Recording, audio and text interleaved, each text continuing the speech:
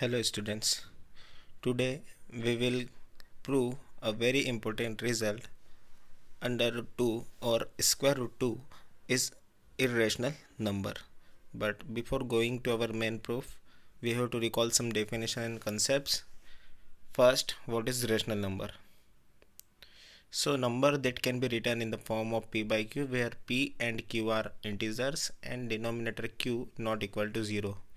Some important property that we have to know about rational numbers, that rational number have terminating decimal expansion, and if they are not terminating, then they have uh, decimals repeating sequence.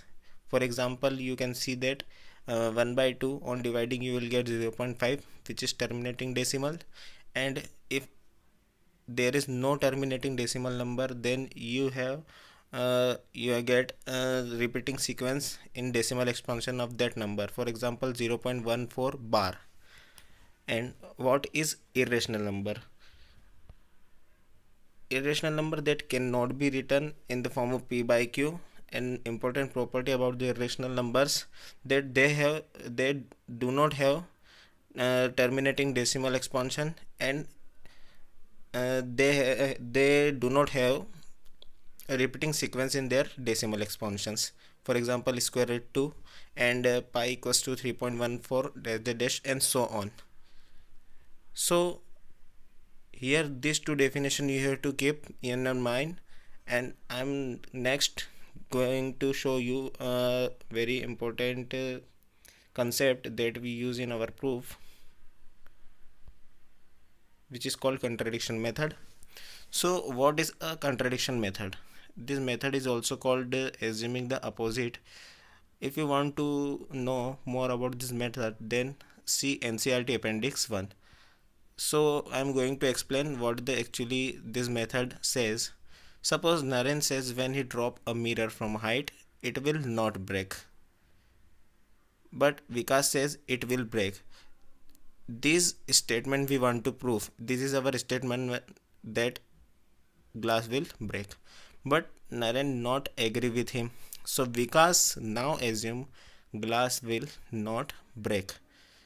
Supposed this statement that glass will not break on contrary. So this is our statement 2, that glass will not break, and said Naren to drop the mirror. As soon as mirror broken, the second statement of Vikas, which is glass will not break, proved wrong. So ultimately, if second statement is not true, then our statement 1 is true. So our statement 1, that is glass will not break, is proved. So in this method, you have to suppose opposite statement and prove that statement wrong. So ultimately the result that you actually want to prove already proved. Okay. Next I am going to show a theorem that we also used. Theorem 1.3 NCERT page number 12. You can see, let p be a prime number. If p divides a square, then p divides a, where a is integer. So p be a prime number. For any prime number, this statement is true. I am not going to prove this result, but I am little bit taking an example. For example, 2 divides 2 square. 2 square means 4. So 2 divides 4 square, then 2 also divides 2.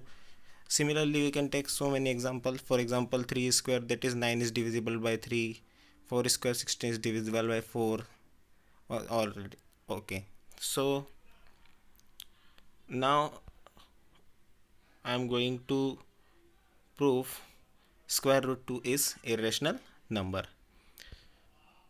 So in order to prove square root 2 is irrational, suppose on contrary that square root 2 is rational, and square root is rational, therefore it will be of the form p by q, where p and q are integers, q not equals to 0. Suppose p and q are co-prime. Co-prime means that they do not have common factor other than 1, or similarly you can say that their HCF is 1. Squaring both sides we get 2 equals to p square by q square, that is p square equals to 2q square. So p square is multiple of 2, hence p square is divisible by 2, therefore 2 divides p square. This ultimately implies 2 divides p. Here I am applying theorem 1.3, which already I show you in a previous slide. So 2 divides p square implies that 2 divides p.